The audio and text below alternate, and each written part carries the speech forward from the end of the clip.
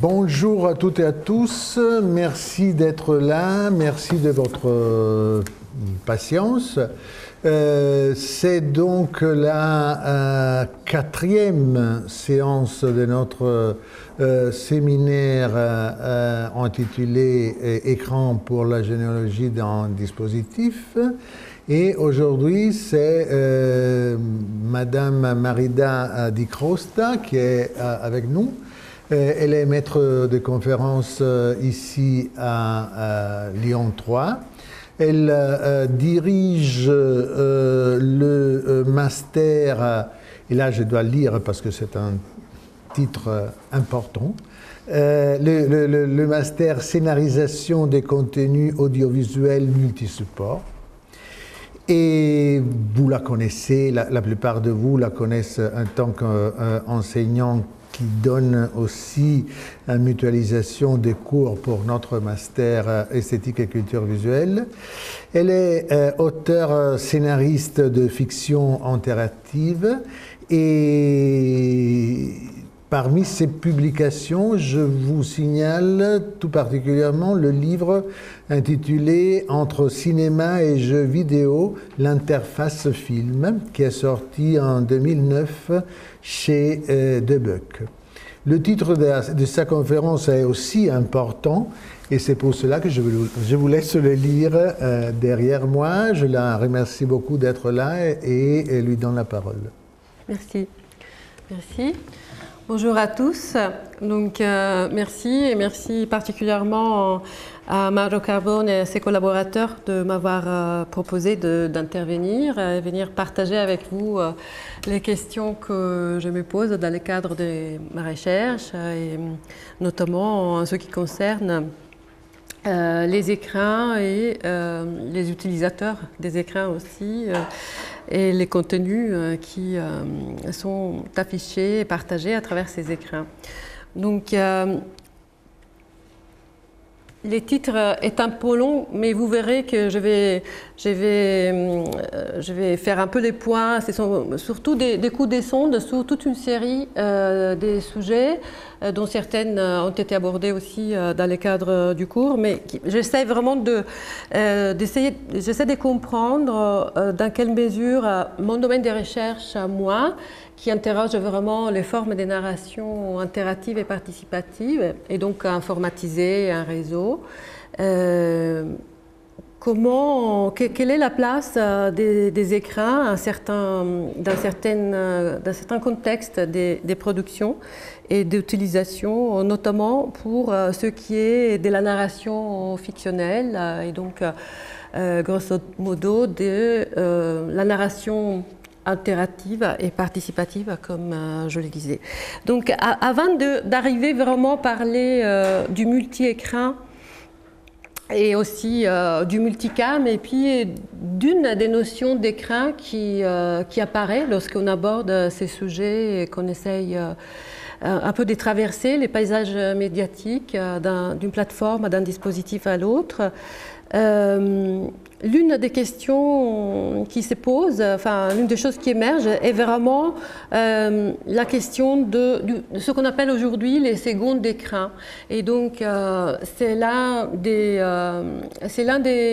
notions, en tout cas des termes, des expressions. J'ai un peu du mal à les définir justement parce que vous verrez, mais vous êtes déjà assez conscient de ça. On a un peu des difficultés, en tout cas moi je les ai, à faire les parts des choses entre les discours des acteurs, notamment des acteurs du marché économique, industriel, et puis un discours qui serait plus un peu critique, en tout cas des mises en perspective critiques par rapport à ça, parce que c'est vrai que ces choses sont tellement récentes qu'on a très peu de recul du point de vue vraiment de la recherche, et donc on essaye d'aller au-delà des discours et des communiqués de presse et des discours qui sont très utiles au développement de ces technologies et de leurs usages, mais finalement qui ne sont sûrement pas nôtres et sûrement pas critiques vis-à-vis de ces usages. Donc j'aimerais d'abord inscrire cette question des écrans et des multi-écrans et des secondes écrans et autres écrans dans la trajectoire de ma recherche. Et par exemple, je me suis intéressée pendant un bon moment et jusqu'à toute la première partie des années 10, donc 2000, jusqu'à 2007, 2008, je me suis beaucoup intéressée à la relation entre deux écrans, l'écran des cinémas et l'écran des médias numériques connectés à Internet. Et donc, dans cette exploration de cette relation intermédiaire, ô combien tendue et en même temps chargée et en même temps intense entre le cinéma et l'ordinateur, l'écran qui, moi, m'intéressait était l'écran interfacé, l'écran interface. Donc, puisque la question que je me posais dans une sorte de généalogie descendante un peu du dispositif, c'était qu'est-ce qui s'invente à ces nouveaux écrans lorsque justement il n'est plus un écran de cinéma, il n'est pas un écran de jeux vidéo, et il est peut-être entre les deux quelque chose, donc l'écran de ce qu'on appelle le film interactif ou le film actable, et que moi j'ai appelé, en paraphrasant Francesco Casetti, l'interface film. Donc Francesco Casetti avait montré dans son ouvrage Dentro lo sguardo, d'un regard à l'autre, je crois que c'est le titre français, en 1986, comment le film avait en quelque sorte besoin du spectateur et le postuler le regard du spectateur de façon très très poussée. Et comment donc cette relation symbolique était déjà une forme d'interaction très très forte entre les films et le spectateur au niveau de l'échange esthétique, mais aussi perceptif, mais aussi infocommunicationnel, cognitif, donc au niveau du regard. Et donc, vers la fin de son ouvrage, Casetti avance la notion des films interface, justement pour mettre l'accent. Donc on est en 86, on est bien en amont, c'est très précurseur parce qu'on est bien en amont de l'essor des ordinateurs et d'Internet, etc. Mais il y avait déjà cette notion très très forte des relations particulières qui aussi fait appel au corps, ce corps du spectateur qui au cinéma est parfois négligé, parfois un peu moins, mais dont on parle beaucoup moins, et qui nous fait aussi comprendre, et les étudiants qui me connaissent le savent, qu'il est complètement inopérant et insensé de parler des passivités au cinéma, et notamment dans cette relation au contenu et aussi sur le plan vraiment perceptif et cognitif, tous les travaux qu'on fait en termes de décryptage des éléments narratifs et autres qui font partie du film. Donc cet écran pour moi était, excusez-moi, j'essaie de retrouver mes notes, évidemment, je les ai perdues. Casetti était arrivé à définir ça dans un autre registre. Moi, je m'étais posé vraiment la question toujours qui raconte et comment on raconte. Donc, dès l'écran cinématographique à l'écran du film interactif de l'interface film, cet écran qui est ouvert, donc qui ouvre là, du coup, à une forme d'interactivité véritable, au sens où elle est machinique, informatisée, au sens où il y a vraiment des boucles d'aller-retour d'interaction.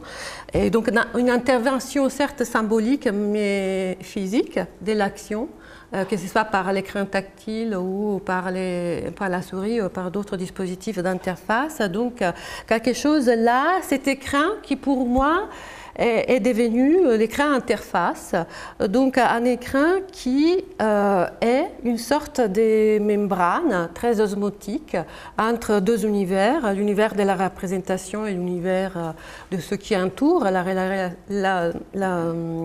représentation, et donc aussi dans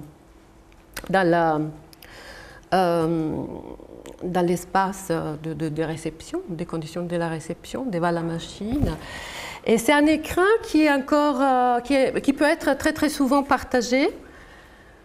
Ça dépend des films, des expériences, des interfaces films auxquelles on est confronté. Et c'est un écran que, par exemple, dans ces cadres, est même à la lettre les théâtres des opérations. Donc, il est la surface, c'est la surface bidimensionnelle, symbolique, où se jouent à la lettre les interactions entre les contenus, la façon dont il est raconté, et notamment l'intervention du spectateur. Et au niveau de cette fonction des médiations narratives et fictionnelles, donc, cet écran interface est aussi en train d'articuler à la fois les systèmes et les usages, et donc est en train de gérer cette forme à la fois d'immersion et de distanciation par rapport au film. Et donc de gérer à la fois la dimension interactive du média, les niveaux de la représentation, et puis aussi la physicité de l'expressivité du corps humain qui intervient dans l'action. Ça peut être plus ou moins fort et important selon, encore une fois, les types d'expériences, que ce soit des installations ou des écrans vraiment plus individuels sous l'ordinateur, affichés plus petits. Donc là, nous sommes entre la fin des années 90 et le tout début des années 2000. Et l'une des questions que je me pose est aussi, parce que du coup cette action est en coprésence, et c'est justement le dispositif de l'écran interface qui permet cette mise en coprésence à distance entre la représentation et les spectateurs. Et donc la question surgit un peu comme aussi elle surgissait pour Barthes et la photographie. Qu'est-ce que mon corps connaît de l'interactivité et du film interface, du film à table? Donc il y avait aussi un peu ce registre qui moi m'intéressait beaucoup, et qui m'a mené pour toute une série de raisons à conclure que justement il n'y avait pas dans la machine un contenu et de l'autre côté un spectateur, et puis entre les deux une interface, mais il y avait quelque chose où les dispositifs, les contenus, donc la forme et la matière, plus ou moins machinique, plus ou moins symbolique, était adossé. Et c'est pour ça que j'arrivais à cette conclusion que l'interface est les films dans le cadre de ces contextes particuliers. Là, ce que je voulais vous montrer, mais je ne sais pas si ce sera possible, c'est l'une de cette expérience, parce que je trouve que c'est toujours... On essaye? Merci. Donc c'est un film qui à l'époque était produit par Arte, qui avait un peu un laboratoire pour ce genre d'expérience, et c'est un film dont les titres est très très bien trouvé. Donc il s'appelle Les partages de l'incertitude, et on l'appelle encore film, mais c'est pas tout à fait un film, justement c'est ce que j'appelle un film interface. Et l'idée c'est de faire l'expérience, ce qui est proposé, c'est l'expérience d'un film interactif, donc un film actable, parce que pour qu'il puisse exister, s'actualiser, il est impératif qu'on fasse appel à l'intervention physique, gestuelle du spectateur. Et c'est un bon exemple de sorte de correspondance entre l'histoire qui est racontée par les images qui sont à l'origine cinématographique. Donc c'est l'histoire des 4 personnages de 3 générations différentes qui se retrouvent dans une maison de vacances à bord de la mer. Et il n'y a pas de dialogue, mais il y a quelque chose qui se passe au niveau un peu de la géométrie variable des relations interpersonnelles entre les personnages. Et cela est repris justement par le principe métaphorique. Oui, vous pouvez les lancer parce que merci. Ça va peut-être prendre un moment de télécharger. Donc l'idée, c'est, comme vous l'avez vu, il y a plusieurs écrans, plusieurs fenêtres dans le même écran. Et justement, c'est le travail de rapprochement et éloignement de ces fenêtres écrans qui va générer des choses du côté du spectateur. On voit si ça marche. Ce qui est intéressant aussi, c'est les partis pris esthétiques, très très fort. C'est l'esthétique de l'anti-clic. Donc, on a... Enfin là, l'image est un peu coupée, mais ça, c'est les modes d'emploi.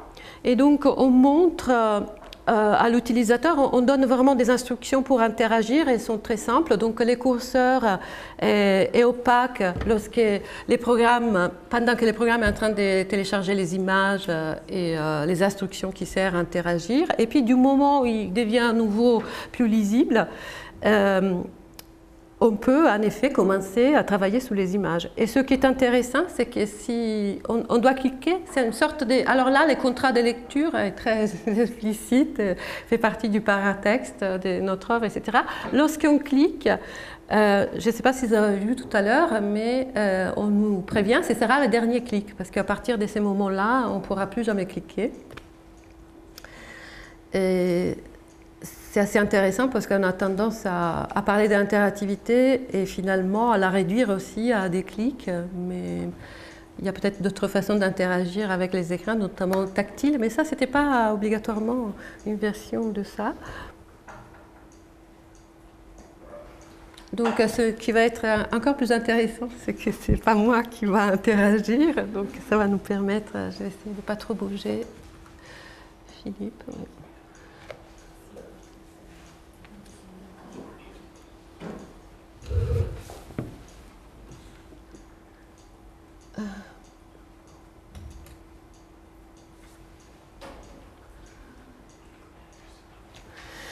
Donc ces films étaient réalisés en 2006, 2006-2007 par Anonymous.net, qui est un collectif de réalisateurs toulousains et qui a donc beaucoup travaillé dans cette idée, est-il possible à partir vraiment de caractéristiques propres à l'écran et au langage cinématographique, d'élaborer autre chose à l'aide, en s'appuyant sur l'informatique, éventuellement le réseau. Mais là, on est vraiment dans une relation particulière, individuelle. Apparemment, rien ne se passe. Et pourtant, on attend les sons, donc il est en train de... Ça peut être un peu long, mais...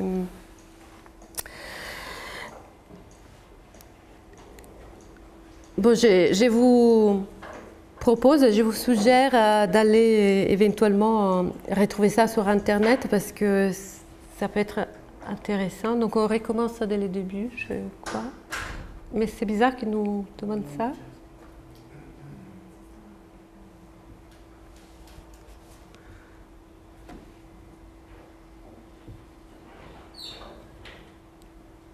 C'est ça le partage de l'initiative. Oui, exactement. C'est pour ça que... Voilà, c'est les derniers clics. Moi, tout à l'heure, je n'avais pas vu ça. Voyons si on a... Donc, Anonyme.net, c'est les collectifs des réalisateurs. Et puis, on va voir si on arrive au moins à télécharger une scène qui serait composée des deux premières séquences qui sont aussi, à m'entendre des fenêtres qui sont aussi des écrans dans l'écran. Encore une fois, l'écran partagé n'est pas une invention récente. On sait tous que ça date d'un bon moment. Et Abel Gance avait fait des expériences très très intéressantes dans les années, au milieu des années 30. Donc au cinéma, on avait déjà vu ça. Et puis ça a été repris à plusieurs périodes de l'histoire du cinéma. Et en même temps, il est vrai qu'avec l'arrivée de l'ordinateur d'abord et d'Internet après. Cette esthétique des fenêtres, du multifénétrage, est quelque chose qui a eu des répercussions du côté du cinéma aussi. Et donc c'est toujours pas évident de vous raconter ça, mais disons que j'avais choisi parmi les expériences d'interface film. Ah!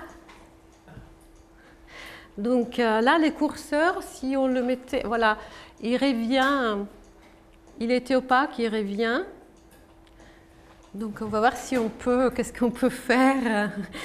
Mais c'est bien parce que ça, c'est vraiment le corps qui se démène pour essayer de donner un sens avant même que le reste. Donc est-ce que tu arrives à traîner une image vers l'autre, par exemple, de gauche à droite ou de droite à gauche?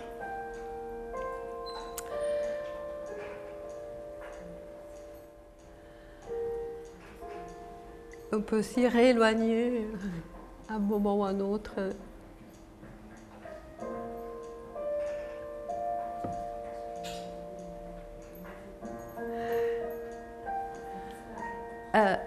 Non, tu peux revenir sur les fenêtres des images et tu peux, par exemple, les repousser contre les bords de l'écran.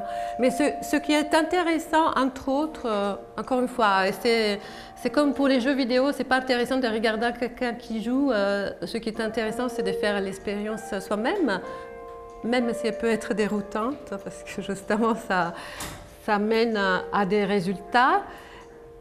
Là, on a parfois, la plupart des fois c'est à l'horizontale, parfois c'est à la verticale. On a une trentaine de scènes comme ça qui se jouent vraiment, qui racontent les relations de proximité ou d'éloignement contextuel, provisoire, durable entre les personnes à partir de ces travaux d'interface. Donc c'est quelque chose de très très simple, mais c'est quelque chose qui est en parfaite adéquation avec les partis pris à la fois esthétiques et narratifs, à savoir interagir et être quand même impliqué.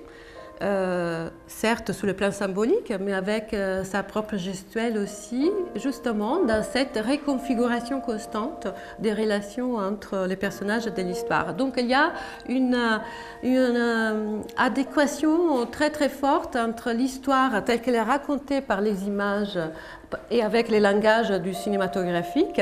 Ensuite, elle est morcelée et mise en scène vraiment dans l'espace écranique. C'est là ce que j'ai appelé le théâtre de l'action. Et puis c'est l'action du spectateur qui va, de façon métanarrative, organiser, configurer les différentes scènes. Mais l'une des raisons pour lesquelles je voulais vous montrer cet exemple, c'est que là on voit les rôles vraiment des décors et d'acteurs de l'écran, parce que les bords de l'écran sont pris à partie, c'est-à-dire que les choses se passent vraiment dans la relation de la surface écranique qui est encore bidimensionnelle, parce que la métaphore, c'est encore peut-être la page blanche. D'ailleurs, quand il est question du cinéma, les fonds de l'écran passent au noir. Et là, il y a vraiment cette idée d'une présence et donc d'un rôle à la fois fermé et ouvert de cet écran. Il est fermé en tant que périmètre de la scène, de l'action. Il est ouvert parce qu'il y a d'un côté une représentation et de l'autre côté l'actualisation et de la métanarration par rapport à cette représentation. Je ne sais pas si cela est assez clair. En tout cas, n'hésitez pas à m'interrompre avec des questions parce que peut-être que j'ai employé des termes qui ne sont pas forcément si évidents que ça. Donc, pendant quelques années, lorsqu'il était question d'écran interfacés, on était dans des configurations où la relation était quand même le plus souvent un seul écran avec un seul spectateur, un seul écran qui pouvait contenir des images, plusieurs fenêtres et donc des images partagées.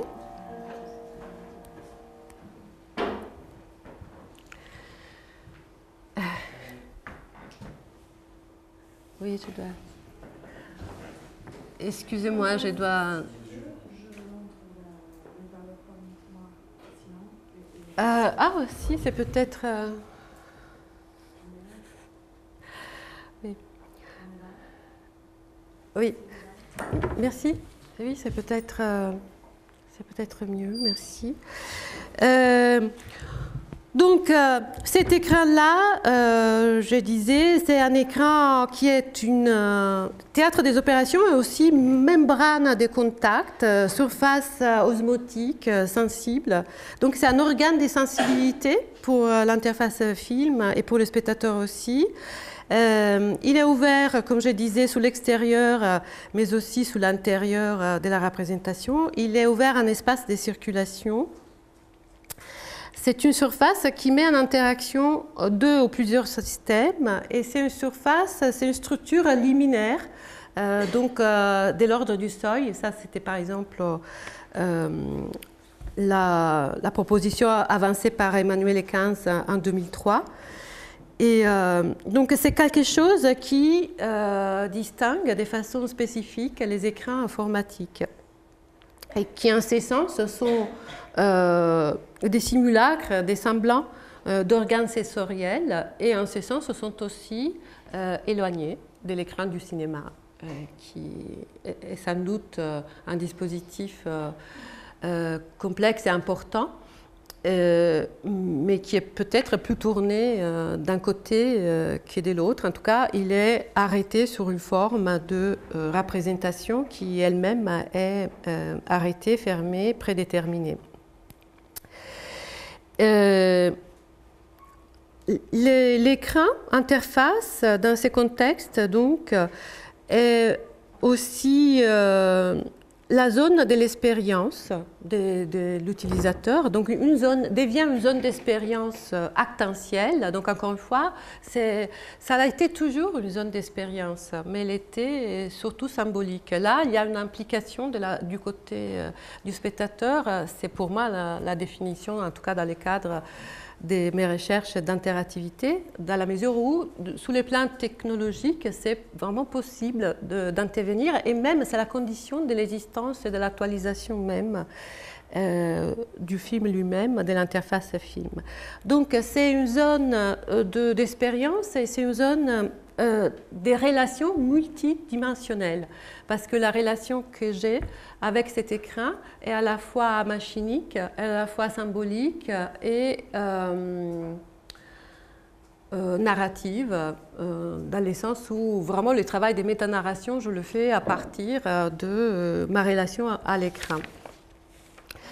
Donc, on arrive à... Pour moi, j'arrive à ces moments-là à avoir fait un peu les tours de mes études, de mes analyses sur vraiment le passage, si l'on veut, en tout cas le glissement d'un écran cinématographique à un écran interface. Mais comme je disais, ça peut être un écran partagé, mais je suis encore dans l'écran unique. Qui se multiplie à son intérieur, mais qui reste sur un seul dispositif et sur un seul contenu aussi de l'autre côté, et sur un seul utilisateur de l'autre côté de l'écran également. Au fur et à mesure, cet écran-là est devenu certes l'écran de l'ordinateur et aussi l'écran qui ouvre sur Internet, et aussi en passant par l'écran de la télévision. Ces processus d'hybridation et de remédiatisation, donc des relations intermédiaires entre les écrans, est de plus en plus forte et s'amplifie au fur et à mesure, jusqu'à ce qu'on arrive très récemment, donc on en parle plutôt depuis quelques mois, pas si longtemps que ça. On commence à parler de seconde écran, des multi-écrans, et donc on arrive, je crois que c'est la...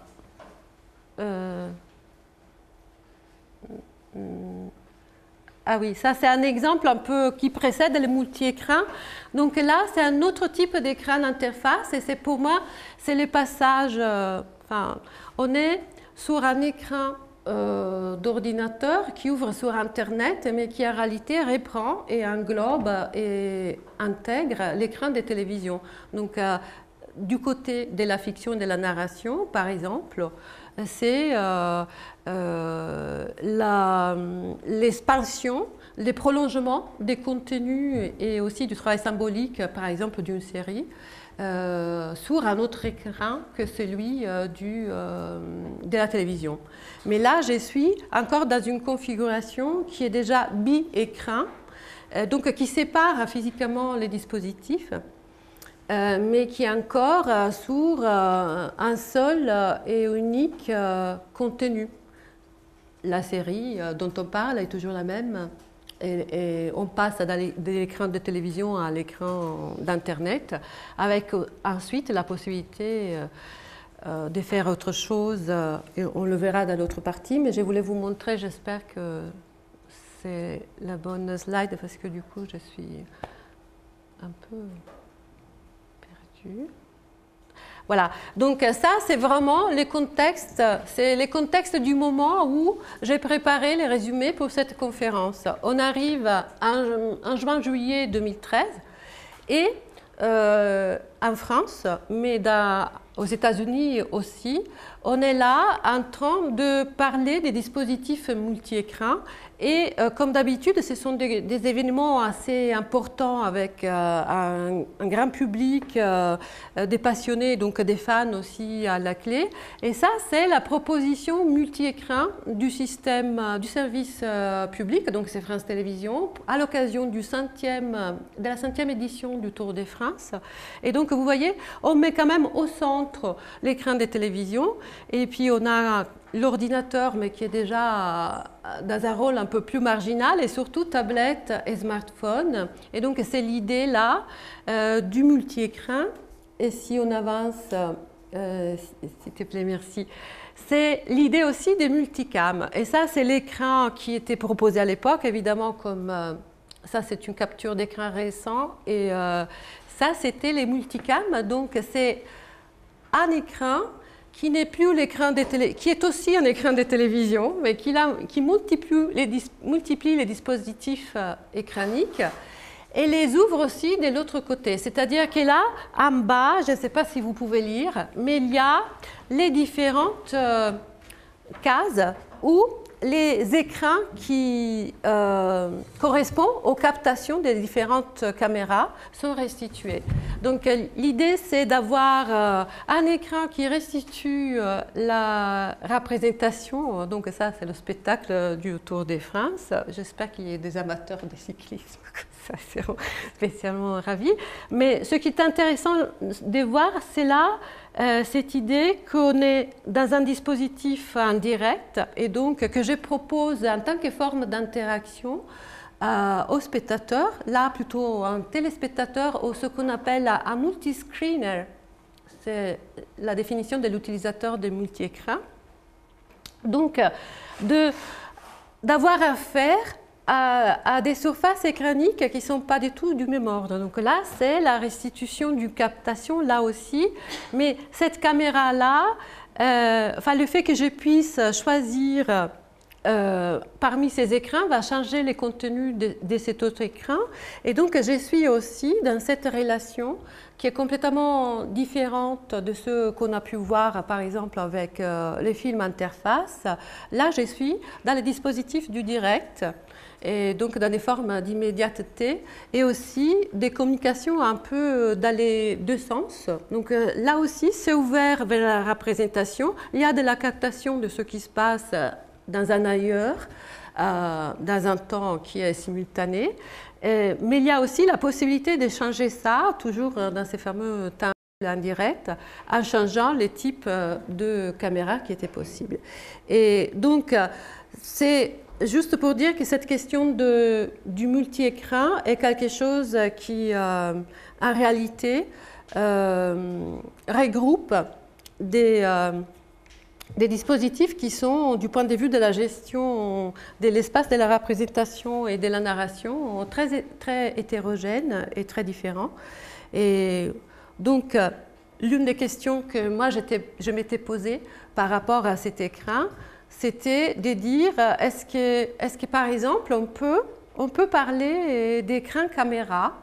Il y a une pertinence dans cette notion, quel serait l'intérêt, quelle serait la pertinence de cette notion d'écran caméra.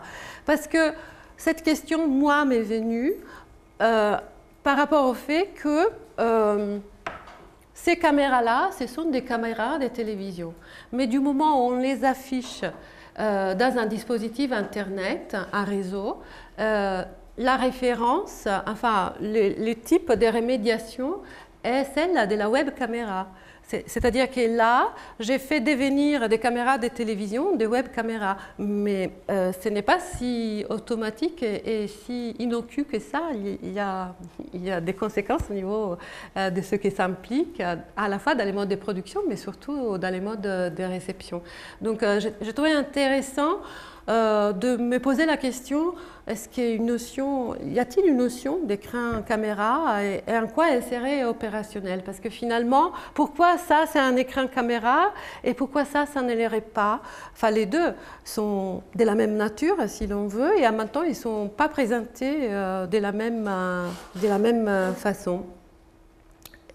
Et c'est là que en réalité, on se rend compte que toute cette question du multi-écran et des multicams renvoie à quelque chose qui est plus répandu, en tout cas dans les discours, encore une fois, des acteurs du marché, notamment, à savoir cette histoire des secondes d'écran. Et donc, pour moi, c'était intéressant parce que lorsque j'ai regardé la relation du point de vue du langage cinématographique et de l'esthétique entre l'écran du cinéma et l'écran de l'ordinateur connecté, j'arrivais à un objet unique, certes interfacé, certes à double échange, mais un objet unique. Et là, lorsque l'écran dont on parle est celui de la télévision, on arrive à une notion de seconde d'écran qu'on est vraiment obligé d'interroger parce que, ne fût-ce que du point de vue rhétorique, c'est quelque chose d'intéressant parce qu'on est entre les synédoques, la métonymie. Les secondes d'écran, c'est quoi? Quelle est la définition des secondes d'écran? Mais avant même de répondre à cette question, on sait déjà qu'il y a un premier écran. Enfin, en tout cas, ce qui nous est dit, c'est qu'il y a un premier écran. Et évidemment, ce qui est sous-entendu, c'est que ce premier écran est l'écran des télévisions. Mais est-ce que c'est là? Est-ce si vrai que ça? Et puis, qu'est-ce qu'on entend vraiment pour seconde d'écran? Et donc, c'est lorsqu'on essaie vraiment d'explorer et de trouver une définition, en tout cas de comprendre quelle est la stratégie définitionnelle des acteurs et des autres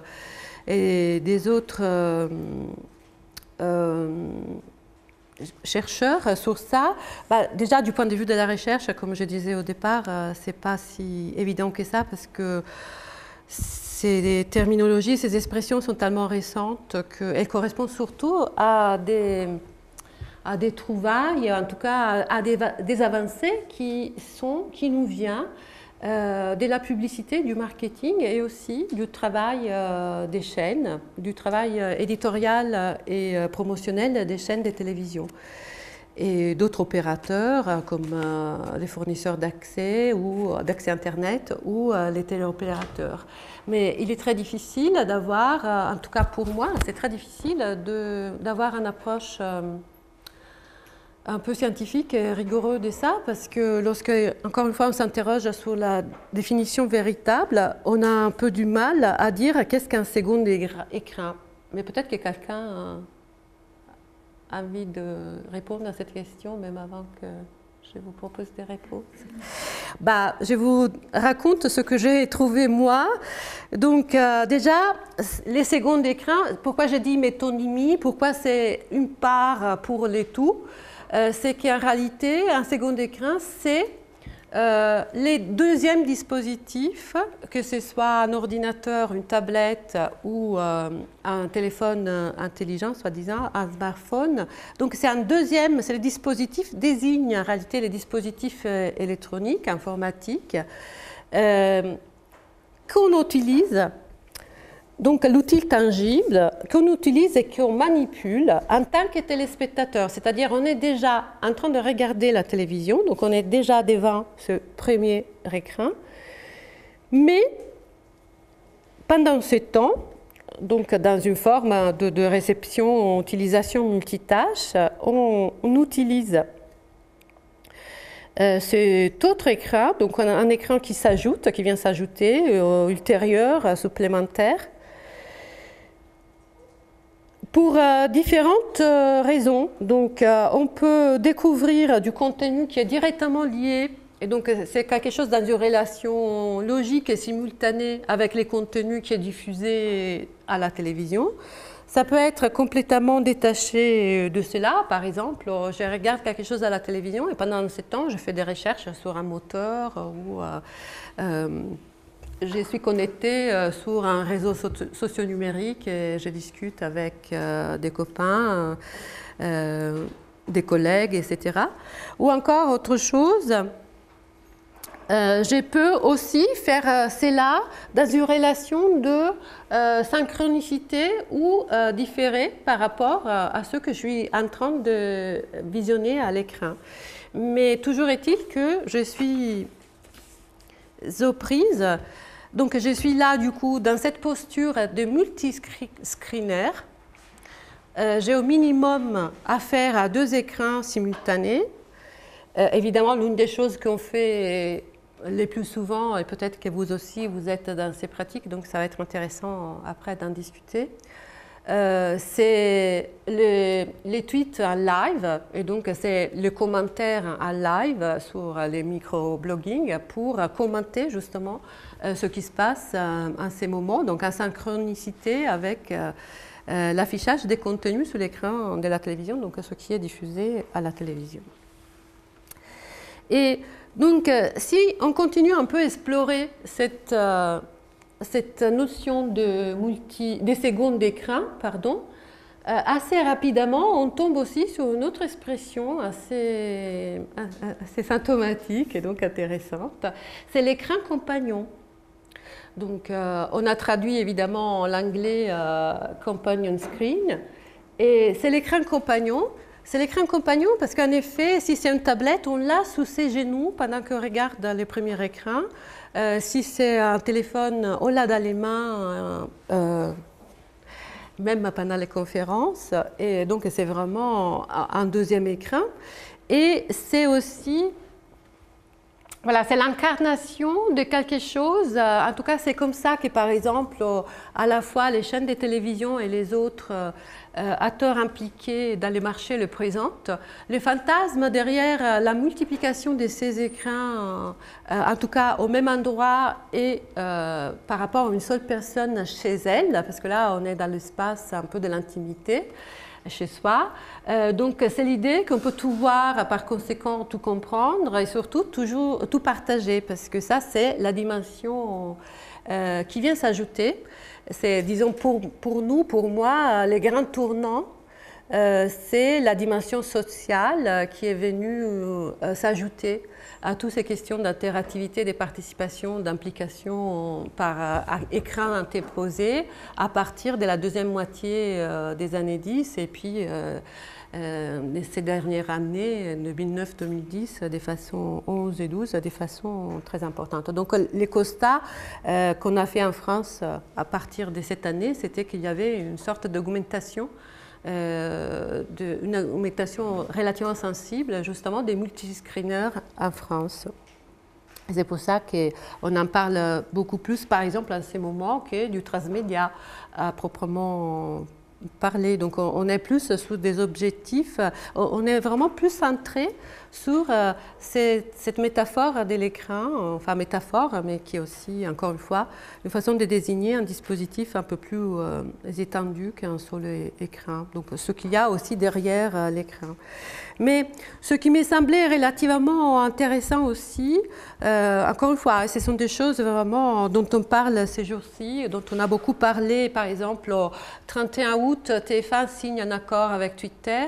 Là, il y a quelques jours, il y a eu les MIPCOM, qui est l'un des marchés les plus importants du contenu pour la télévision dans le monde, et se passe à Cannes.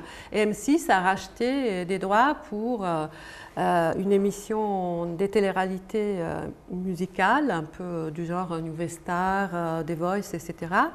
Et là, on peut se poser la question du premier écran, parce qu'en réalité, on est que sous les secondes, donc du coup, il est moins seconde que premier. Ça bouge vraiment beaucoup en ce moment de ces côtés. Mais du point de vue un peu plus, encore une fois, un peu plus symbolique, pour essayer justement, c'est l'effort qu'on essaie de faire au-delà de ce qui est dit pour promouvoir ces technologies et ces propositions, ces offres commerciales aussi. Si on essaie vraiment d'interroger un écran compagnon, c'est aussi une façon, ça désigne aussi le caractère justement d'objets espaces transitionnels, vraiment un peu comme les nounous en peluche ou la couverture de Linus. C'est vraiment ce caractère, ces écrans-là sont aussi là, on les a sous les genoux, on les a dans les mains, et cette question de la manipulation des écrans est une question aussi qui a une fonction psychique, émotionnelle, très très calme. C'est quelque chose qui rassure et qui participe. C'est Winnicott qui a parlé de l'objet transitionnel les premiers. On sait qu'on investit, on sait à quel point on investit sur les plans de l'affectif et de l'émotionnel ces prothèses, ces objets technologiques qui nous entourent. Lorsqu'on les appelle compagnons, là aussi, ce n'est pas la première fois qu'on appelle un objet compagnon, mais là, autour de l'écran, à ces moments, c'est quelque chose qui se cristallise et qui montre bien ces désirs, mais qui est aussi un besoin. On a besoin de manipuler parce que c'est aussi la partie qui nous donne les sentiments de garder un peu la main et donc le contrôle sur cette surcharge d'informations à laquelle on est constamment confronté. Donc on est tout le temps en surcharge cognitive, on a un surplus d'informations, on est stimulé, bombardé de tous côtés. Et on a l'impression qu'au lieu d'arrêter ça, on multiplie les informations et les écrans sur lesquels les afficher. En réalité, l'effet d'ajouter un deuxième écran, mis à part le fait que peut-être la télévision de son côté a intérêt à parler d'un deuxième écran si elle veut rester le premier, mais l'intérêt, c'est aussi que ces deuxième écrans-là, on peut l'approprier physiquement. Et encore une fois, on l'approprie, c'est quelque chose qui vient rejoindre physiquement notre corps. C'est quelque chose avec lequel on a une relation qui n'est pas que symbolique, mais qui est très, très physique. Encore une fois, moi, je trouve le fait qu'on l'ait sous les genoux ou dans les mains comme ça, c'est quelque chose devant la télévision, donc dans une situation, encore une fois, d'espace particulier, intime, personnel. C'est assez, moi personnellement, je le trouve assez frappant et encore une fois, surtout assez symptomatique. Et là, lorsqu'on se penche sur ces questions, donc on interroge vraiment l'écran de télévision, l'écran d'Internet par rapport aux écrans des réseaux sociaux numériques aussi, qui évidemment sont basés sur Internet. La question qui se pose aussi, c'est, tout cela nous renvoie plutôt à une notion aussi nébuleuse que celle de multi-écran, second écran, etc., mais tout aussi d'actualité et présente, ce qu'on appelle la social télévision. Et donc là aussi, quel est le rapport entre, je ne suis pas sûre que ce soit... Ah, voilà, ça c'est peut-être intéressant pour vous. J'ai mis quelques éléments, ça c'était des informations sur les types d'usages qu'on fait de ces fameux second écrans. Donc on voit, ça c'était Nielsen, une étude avant l'été, 28% des internautes utilisent régulièrement un portable ou un ordinateur portable pendant qu'il regarde la télé, 25% un téléphone et 3% des tablettes. Ça, c'est vraiment l'âge 15 ans. Et après, on a un autre schéma. J'ai l'écran pas très lisible là, mais ce qui est intéressant, c'est là aussi de voir, donc en bleu, c'est les tablettes et en noir, c'est les téléphones portables. On voit qu'il y a des usages qui sont très proches, mais surtout ce qui est intéressant, c'est que les usages plus répandus n'ont absolument rien à voir avec la télévision. Si vous regardez les 3 premières lignes, enfin si on les lit, parce que du coup, je ne les vois pas. Ah, je me suis levée.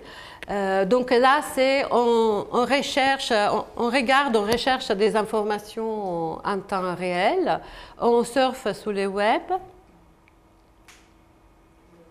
Non, c'était, pardon, c'était...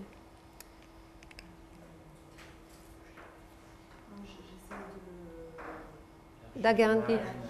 Non, je suis désolée, mais...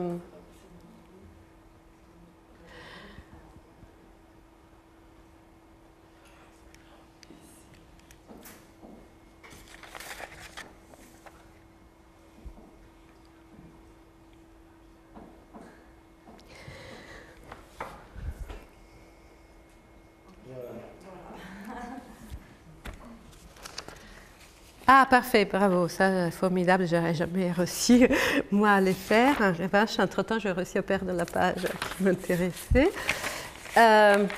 Bon, de toute façon, on peut lire là. Donc, pendant qu'on regarde la télévision, on cherche des informations tout azimut sur notre second écran. On surfe sur les web et évidemment, on rend visite, on se rend sur les réseaux sociaux numériques. C'est surtout Facebook, mais pas seulement.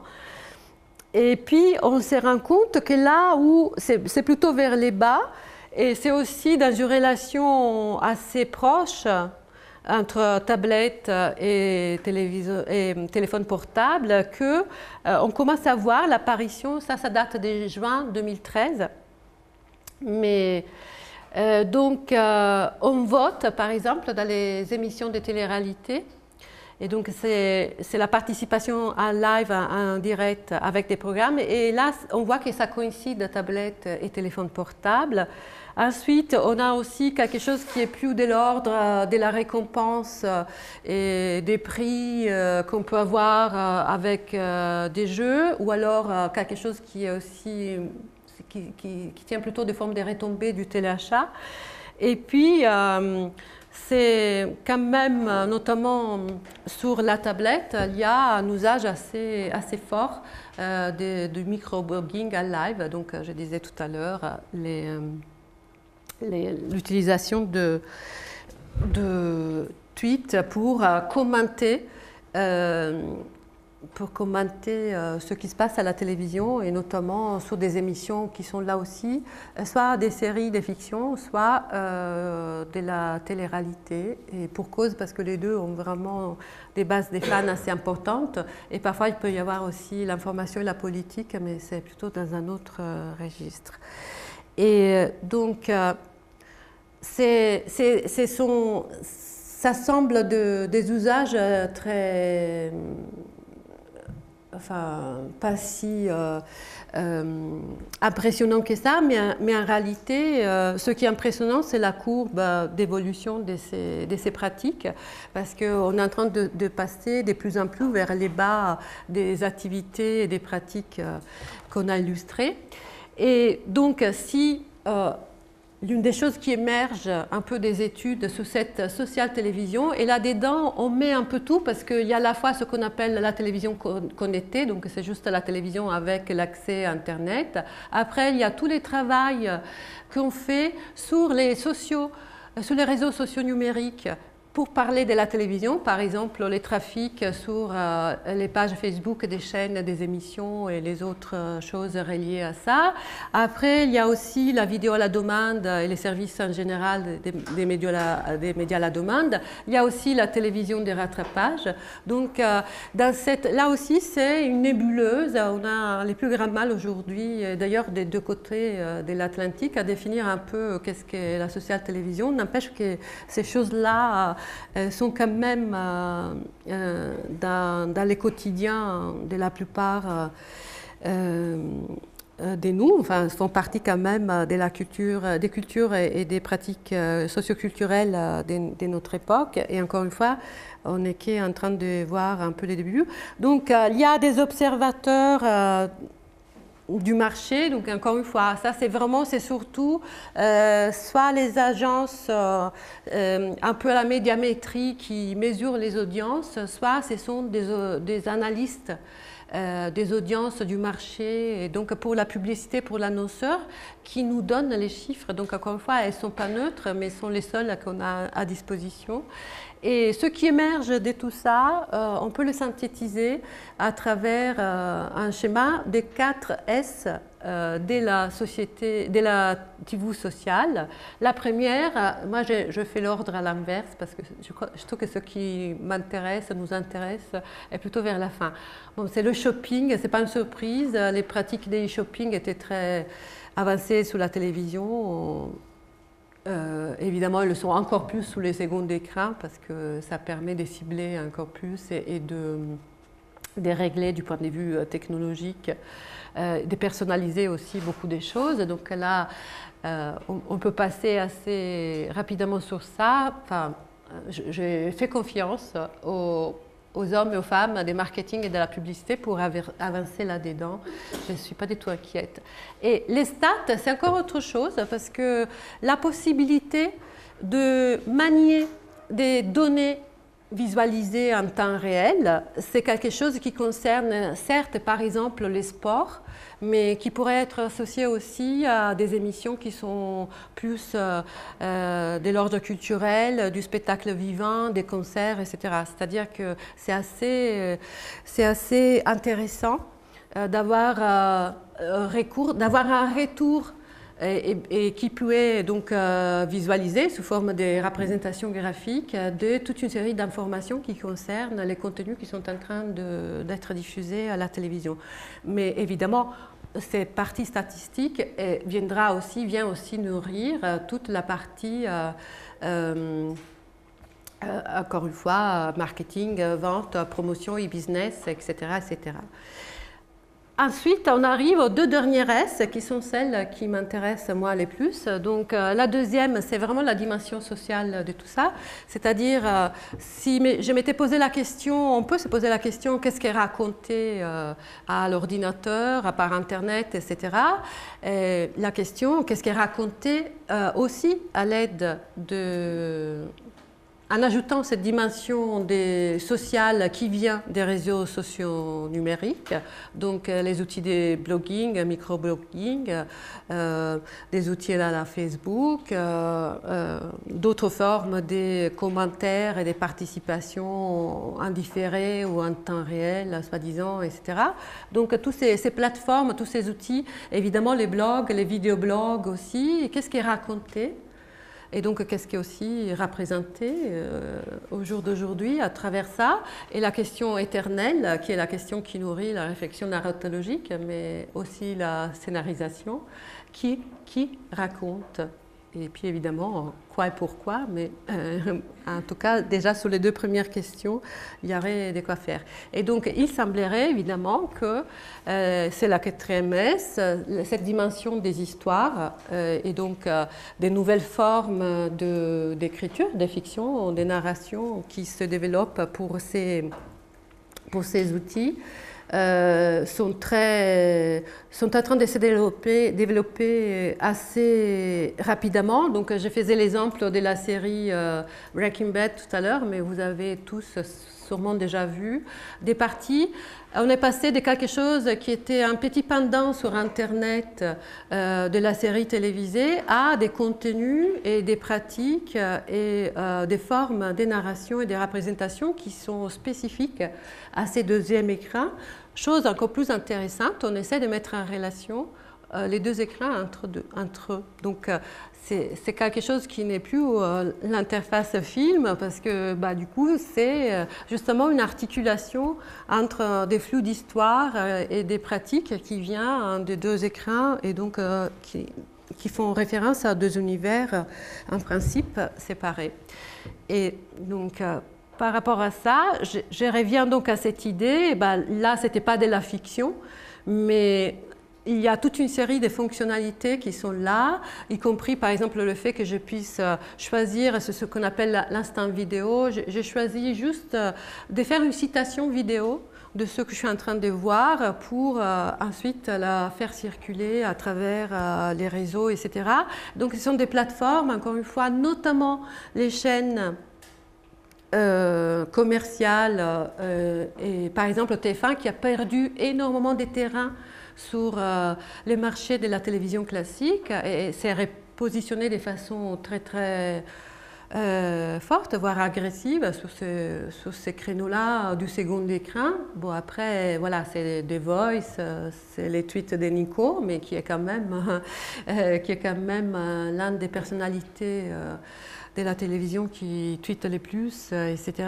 Bon, ça, c'est une façon de raconter aussi. Le service public a choisi notamment des événements plus sous l'information et le sport, mais il y a aussi des choses qui sont en train d'être développées du côté de la fiction, et notamment les séries, parce qu'évidemment, il y a cette relation dans l'écriture sérielle et dans le fait que ça se développe dans la chronologie de ces écritures qui se développent dans les temps. Et dans les moyens long terme, il y a quelque chose qui est très intéressant. Mais à nouveau, cette question qui se pose, est-ce que je suis en train d'enregistrer? Est-ce que je suis de quel côté de ces écrans, premier ou deuxième, je me situe? Et par rapport à ça, je voulais faire... Alors, je voulais vous montrer là la série dont tout le monde parle aux États-Unis, mais pas seulement, parce que c'est donc une série de 100 épisodes qui a commencé, oui, c'était, pardon, je voulais pas, excuse-moi, je voulais juste rester, il me semble que, voilà, oui, alors, est-ce que tu pourrais juste revenir sur ça? Alors, ça, c'est la série Les Journaux de Lizzie Bennet, mais j'ai mis cette photo parce que je veux y revenir. Donc, ces photos-là, cette image-là, c'est l'image de l'écran principal de cette série qui emploie 35 plateformes différentes.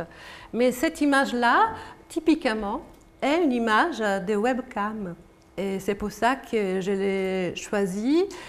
Et c'est pour ça que je reviens sur cette idée de l'écran caméra et aussi du jeu autour de ça, second écran, écran compagnon et écran caméra. Parce que si on fait un pas en arrière, merci, c'est là, je voulais vous montrer ça parce que c'est une découverte récente.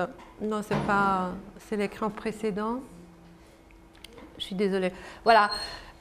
Moi, je l'ai découvert récemment. Voici la toute première image d'une web caméra. Alors, ça date de 91, en réalité 92-13, et c'est quelque chose qui est devenu un peu mythique. Donc, vous les voyez, c'est machine à café. Enfin, vous voyez, je ne sais pas. C'est la toute première web caméra. Ça, c'était l'écran caméra d'une machine à café. Alors, c'était des chercheurs en Angleterre donc, qui travaillaient sur le développement justement du web. Et là, ils avaient tellement peu de moyens que tous les départements et tous les centres de recherche partageaient une seule machine à café. Mais comme ils étaient des génies de l'informatique, ils se sont dit, on a dans cette salle qui s'appelle salle Trojan, c'est devenu après assez célèbre. On a dans cette salle plusieurs ordinateurs et il y en a un qui a un capteur d'image, un frame grabber comme on l'appelait à l'époque. Et donc assez rapidement, ils ont développé un logiciel qui permet, dans une minute, donc c'est rafraîchi 3 fois à la minute, pouvoir, avant de faire des kilomètres pour attendre la machine à café, voir s'il reste du café. Et donc, ça paraît, voilà, certes c'est une anecdote, je l'ai mis pour épater la galerie, mais pas seulement, parce que je pense qu'il y a quelque chose là, dès l'ordre, encore une fois, de l'implication du corps et de l'humain, quelque chose qui est très incarné, des usages qu'on fait de ces écrans et de ces machines. Et donc ça pour moi c'est à la fois un exemple d'un écran ouvert et d'un écran partagé, parce que qu'est-ce qu'on est, enfin, est-ce qu'on partage si vous pensez à la caméra café, à des séries qui arrivent en France des années après, enfin, le moment du café, la caméra comme ça, c'est quelque chose, voilà, c'est quelque chose qui intéresse beaucoup la communauté des chercheurs. Et du coup, ça commence par une blague, mais au fur et à mesure, on se rend compte qu'on peut faire un usage vraiment plus intelligent de ça. Ce sont les mêmes chercheurs qui, 15 ans après, sont arrivés à développer des applications pour faire circuler justement les images captées sous forme de coprésence à distance. Et donc, si je reviens à ces années-là, c'est aussi pour attirer l'attention sur cette histoire de la tyrannie, de la nouveauté et du nouveau, auquel on est constamment confronté lorsqu'on travaille notamment sur les nouveaux médias. Voilà, il y a des choses nouvelles, d'autres qui ont quand même, qui s'inscrivent justement dans cette généalogie ascendante, descendante, un peu dans tous les sens, mais c'est important, me semble-t-il, de remettre l'accent sur ça. Et juste après, il devrait y avoir voilà. Et ça, donc, c'est ce qu'on appelle un ghost site. Donc, cette personne s'appelle Jennifer et sa profession, c'est une ex-célébrité d'Internet. Donc, ces sites, JennyCab a révolutionné l'usage de la webcam. Donc, ça, pour moi, c'est un écran caméra. Et donc, cette jeune américaine qui était conceptrice des sites a détourné l'usage de la webcam. Avant ce site, il n'y avait pas d'usage personnel et particulier et privé et intime du webcam. Aujourd'hui, on a du mal à le croire avec tout ce qui circule sur les réseaux sociaux numériques par ailleurs. Mais par exemple, il y a une série de chercheurs qui considèrent que c'est de l'art conceptuel, c'est-à-dire que on a eu beaucoup d'analyses sur ces sites, qui a eu énormément de fans.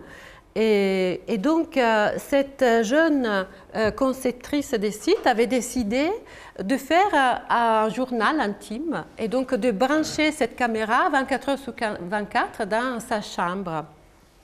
Et moi, j'ai trouvé que cette image, bon, c'était difficile. Je voulais vous trouver une image où elle ressemblait beaucoup plus à la fille de la série d'aujourd'hui, mais je n'ai pas trouvé. Donc, voilà. Mais on est vraiment, si on regarde l'écran de Lizzie Bennett, c'est vraiment quelque chose qui le rappelle très fort, sauf que là encore, on est vraiment dans des remédiations, des remédiatisations enchaînées et en cascade, parce que, par exemple, quelqu'un comme François Jost considère que, et il n'est pas le seul, que JennyCam, c'est aussi l'usage, ces détournements de la web caméra, c'est ce qui a permis à un démol de concevoir des Big Brother. Et donc, il était remédiatisé à nouveau par la télévision pour donner vie à ce qu'on appelle aujourd'hui les émissions de télé-réalité. Donc, si vous pensez aux premières éditions du Loft et au reste, on est vraiment toujours dans cette idée de cet écran de cette caméra qui est pointée comme ça sous le privé. Mais donc, c'est des allers-retours Internet, informatique, tâches, les multi-écrans aussi. On on passe d'un flux à l'autre, parfois on a vraiment plusieurs choses à la fois.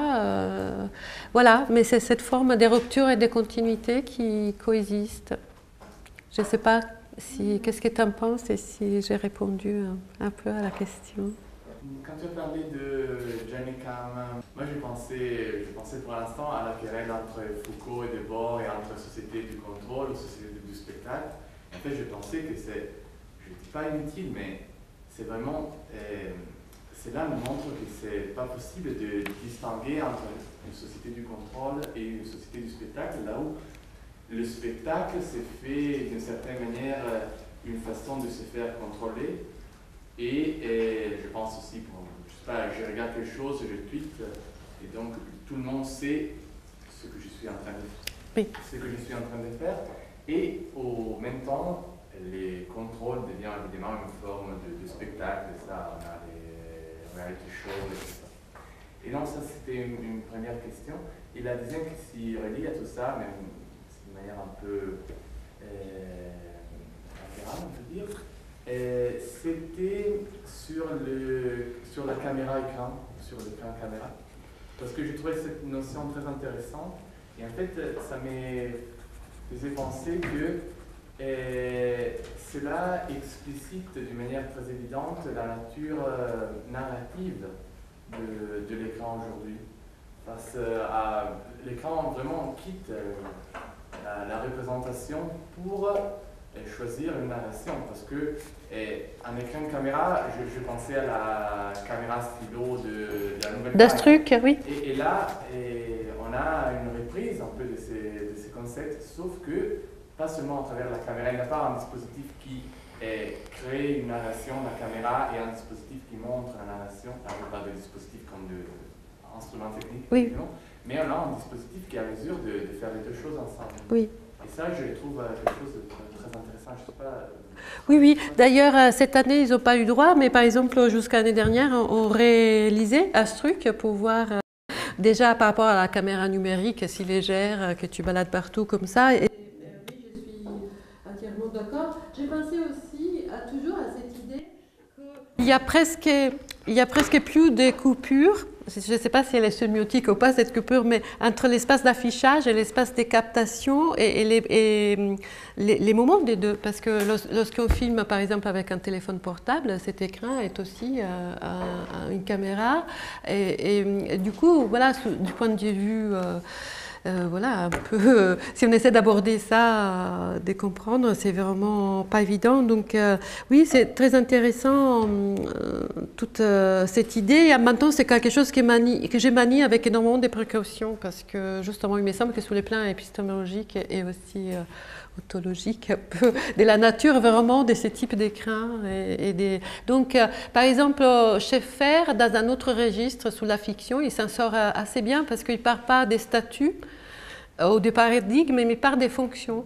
Et cette approche-là me permet de rendre compte des fonctions d'un écran qui aurait des fonctions caméra sans forcément avoir les statuts d'une caméra. Donc personnellement, c'est peut-être une pirouette, mais je m'en sors un peu comme ça de ce point de vue. Et puis évidemment, moi j'ai pas... Enfin évidemment, ce n'était pas là... il me semble que j'avais déjà énormément insisté parce que c'est la difficulté aussi du fait qu'il n'existe pas un discours, il n'existe pas une réflexion critique en ces moments sur ces choses. Tout ce qu'on a, ce sont encore une fois les acteurs du marché ou les journalistes ou les critiques, mais très très peu des chercheurs se sont penchés sur ces...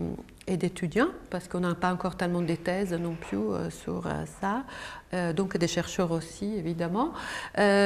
Donc, pour moi, c'était déjà, parce que tout ce qu'on entend, même des articles dans Les Mondes, les Far West du second écran, etc., il y a quand même quelque chose qui passe un peu dans les discours sociaux, dans les discours des médias, qui est, encore une fois, de l'ordre, sinon de l'utopie, aussi, de l'utopie, voire de la mystification. Et donc, je ne suis pas allée très très loin dans la critique un peu plus idéologique de ces aspects-là, mais ils sont... Oui, oui, oui, mais c'est absolument ça. De toute façon, parce que là, c'est même les 15 minutes des célébrités de Warhol, on les avait en passant à la télévision, quelque part, en devenant une célébrité. Mais aujourd'hui, on devient une célébrité, pas en ayant la caméra sur ça 15 minutes, mais c'est plus méta, c'est en faisant circuler et donc en étant un peu à l'origine des formes de circulation de ces choses-là, notamment sur les réseaux sociaux numériques, mais pas seulement. Et là, c'est une forme de spectacularisation et d'aliénation qui est autre aussi, et qui bien sûr est très liée à la trace que je laisse. Et quand sur Facebook, on me demande de faire un live show de mes infos personnelles, c'est loin d'être innocent. Évidemment, sauf qu'encore une fois, ça c'est un aspect, et l'autre c'est qu'est-ce que la représentation dans un live show sur Facebook. Aussi, qu'est-ce que la narration par rapport à ça. Oui. Ah, merci des questions qui m'aident beaucoup à avancer. Merci beaucoup. D'autres questions?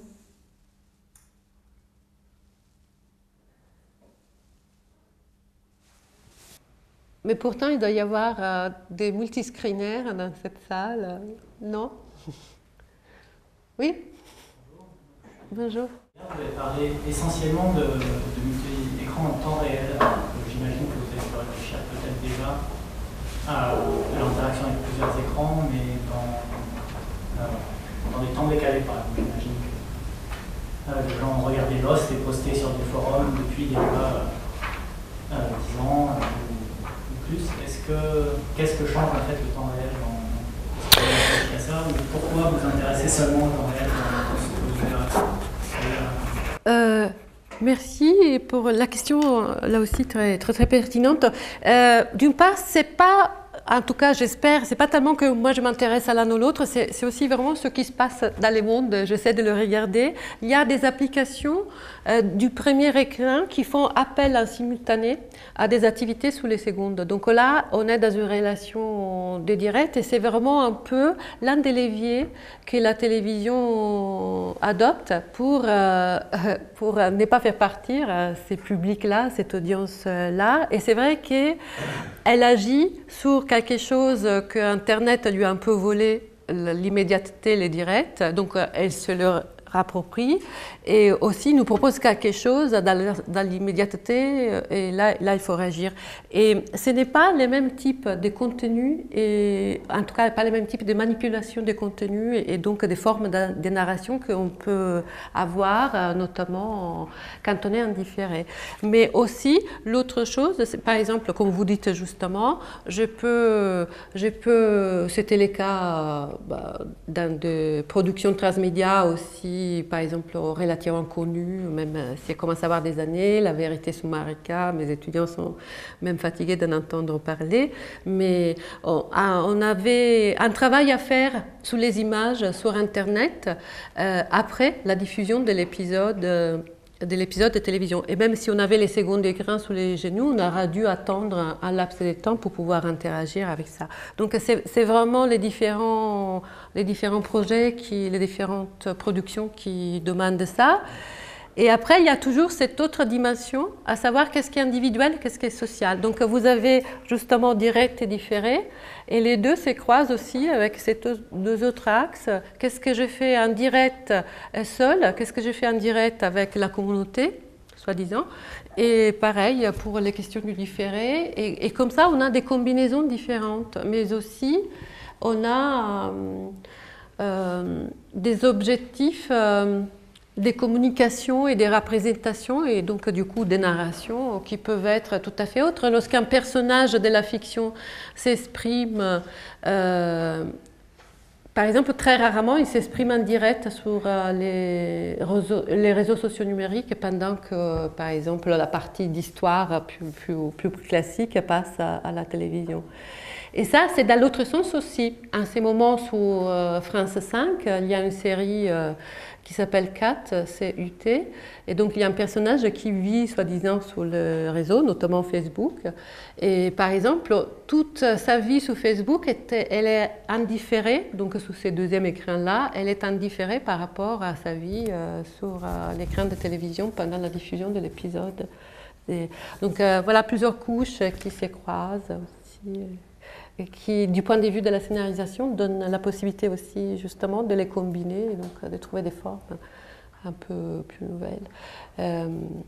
Là, quand on multiplie les canaux, enfin les chaînes YouTube sous la même série, du coup, on multiplie encore les directs et les différés à plusieurs couches. Et donc c'est pour ça que cette idée de multiplication dont on parlait tout à l'heure était forte. Encore des questions?